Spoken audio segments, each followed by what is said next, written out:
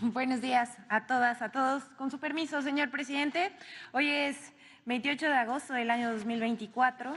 Esta es la sección Quienes quieren las mentiras de la semana y vamos a iniciar con una de El Reforma, que aprovechando el comienzo de clases difundió mentiras sobre una supuesta caída en el gasto en educación. Miren, a propósito, decía yo, del inicio de clases, el curso escolar 2024-2025 en todas las escuelas del país, el diario Reforma publicó el domingo 25 de agosto una nota titulada "Cae gasto educativo, matrícula, pruebas y 3 puntos suspensivos", pero esta nota es falsa. Nada más que primero vamos a ver quién es la fuente de Reforma.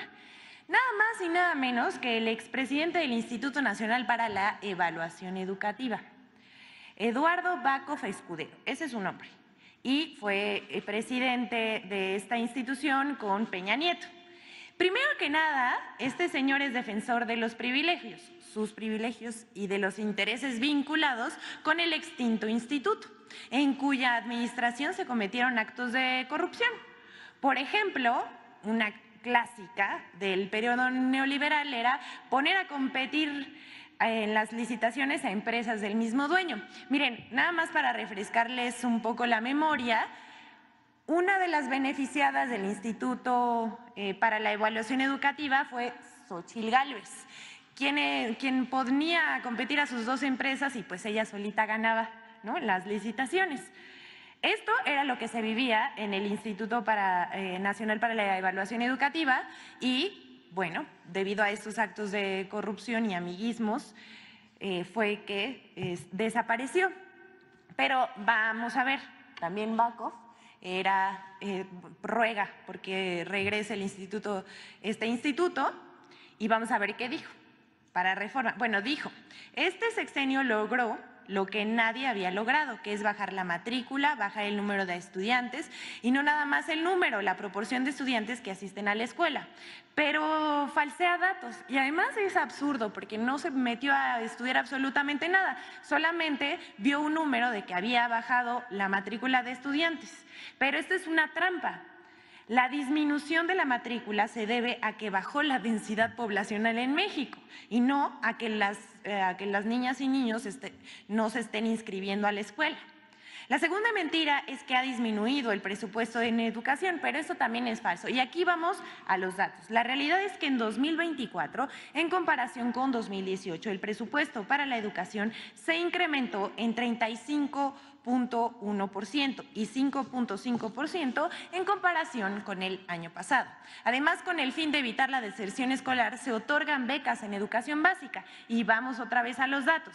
De 2019 a 2024, 10.8 millones de niñas y niños han sido beneficiados, con una inversión de 173,000 millones de pesos. Mientras que para educación media superior en el mismo periodo se han beneficiado 11.4 millones de jóvenes y se han invertido 179,000 millones de pesos. Aunque intenten tomar temas de coyuntura para desacreditar al gobierno del presidente Andrés Manuel López Obrador, miren, ya no funcionan estas estrategias. Con pruebas y datos son fácilmente desmentidos. Y si me pueden hacer, por favor, el favor de pasar otra vez este tuit que publica el señor Backhoff. Y dice, la única manera de diseñar buenas políticas gubernamentales es basarse en evidencias y datos duros, los que le estamos dando para desmentirlo, y no en ocurrencia. La función del instituto, ya extinto, era generar dicha información. ¿Qué creen?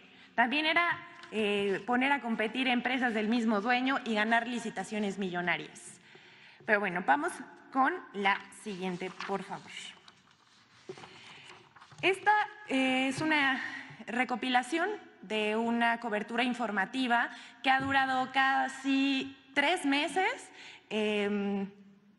desde que se dio a conocer que había ganado Morena las anteriores elecciones y lo que empezaron a inventar los medios de comunicación, porque ellos dijeron que habría una catástrofe económica, una cosa que inventaron, los medios de comunicación y se difundió en redes sociales por la mayoría calificada y la aprobación a la reforma al Poder Judicial.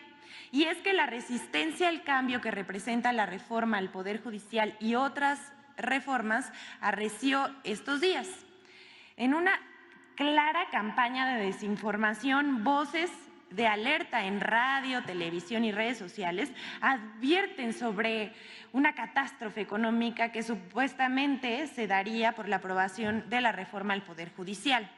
A partir de la mayoría calificada que obtuvo la coalición Sigamos Haciendo Historia de acuerdo a la votación obtenida y la Constitución, en junio pasado, a partir de este suceso, la narrativa giraba en torno a que con el triunfo de Morena y sus aliados vendrían las reformas del presidente López Obrador, lo cual primero dijeron que derrumbaría el peso frente al dólar, pero resultó falso.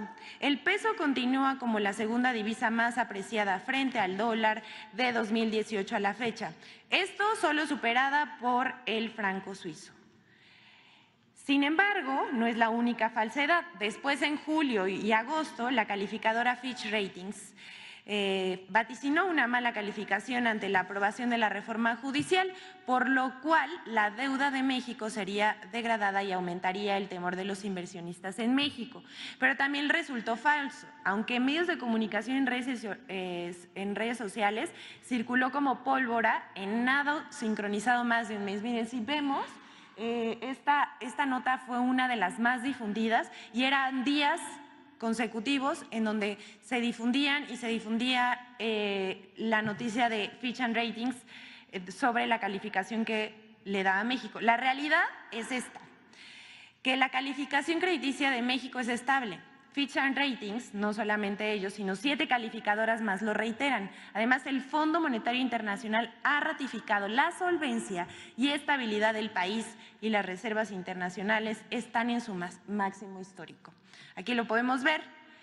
Hasta aquí esta, que duró prácticamente un mes, pero también diseminaron una tercera mentira en los últimos días, y es que se publicó un reporte de la financiera estadounidense Morgan Stanley bajo la recomendación a sus inversionistas, que bajó la recomendación a sus inversionistas para no invertir en México por la reforma al Poder Judicial. Eso es lo que publicó Morgan Stanley.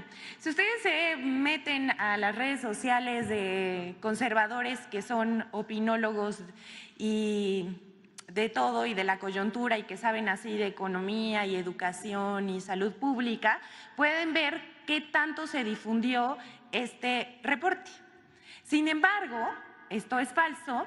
La realidad es que México se posiciona como el 6º mercado emergente más confiable a escala mundial, según el índice Kearney para la inversión extranjera directa 2024. Eso no es todo.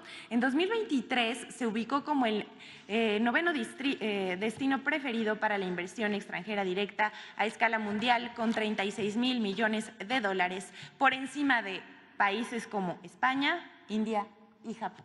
Aquí lo estamos viendo. Se equivocan. El pueblo ganó el 2 de junio pasado y está de acuerdo con este tipo de reformas, pero no queremos dejar pasar otra lamentable situación que está aconteciendo en los últimos días en nuestro país, y es que a los trabajadores del Poder Judicial en paro les han sembrado miedo de que perderán sus empleos y sus derechos laborales debido a la reforma que propone el presidente Andrés Manuel López Obrador. Les queremos decir desde este espacio, y lo hemos hecho en reiteradas ocasiones, los derechos laborales no se tocarán, y tampoco los empleos de las personas que trabajan en el Poder Judicial. Y es que en tanto se difunden las mentiras de la oposición que se propagan en medios de comunicación y redes sociales, hay algo de lo que no se habla lo suficiente, y es que los verdaderos defensores de los privilegios del Poder Judicial que se oponen a la reforma se esconden detrás de los trabajadores.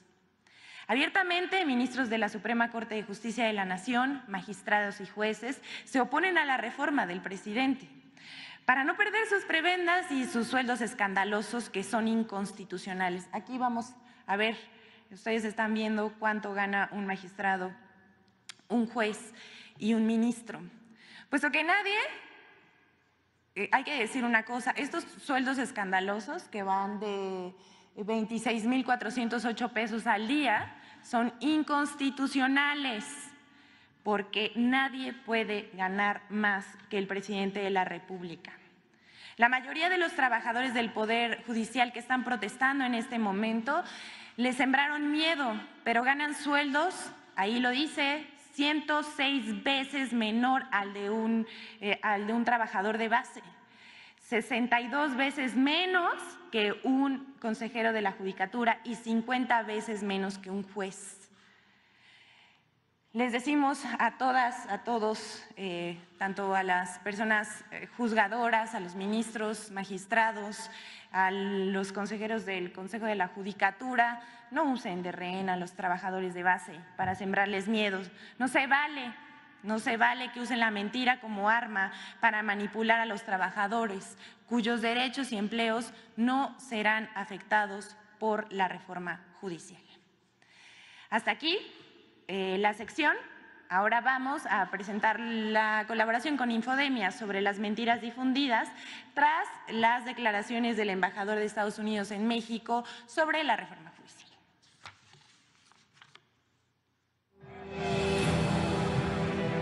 Medios nacionales y extranjeros lanzaron coordinadamente mentiras en contra de la reforma al Poder Judicial. 1. Falso que Estados Unidos tiene derecho a intervenir en la política de México. El Washington Post dedicó su editorial institucional, su espacio de opinión más importante, la postura del periódico, pues, a la reforma judicial en México. El Washington Post rechaza esta narrativa del Obrador y Sheinbaum de que la reforma solo concierne a los mexicanos y que Estados Unidos y Canadá no tienen por qué meterse. El Washington Post sacó un artículo editorial intitulado "El Estado de Derecho en México está en peligro.